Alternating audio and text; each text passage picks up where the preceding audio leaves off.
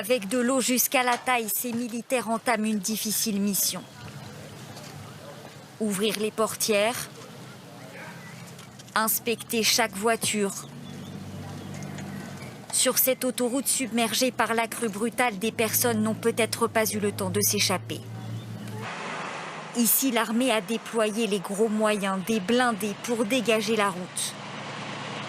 Sur cet axe, la force du courant a été telle que certains véhicules sont empilés les uns sur les autres. Ils sont extraits, un par un. 28 véhicules ont été signalés ici. L'eau a commencé à baisser, mais on ne sait pas encore s'il reste des personnes dans les voitures. On espère que tout le monde a réussi à s'en sortir à temps. En Allemagne, le bilan des inondations s'alourdit d'heure en heure. Dans ce quartier sinistré, les visages sont fermés. Au bout de la rue, des secouristes apprennent le pire à une habitante. Ils ont retrouvé le corps sans vie d'un de ses proches dans le garage. Le cauchemar d'une famille, le traumatisme de tout un pays.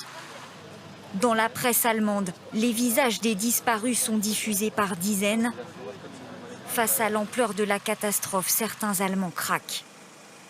Il y a tellement de morts. Désolé, je ne peux pas.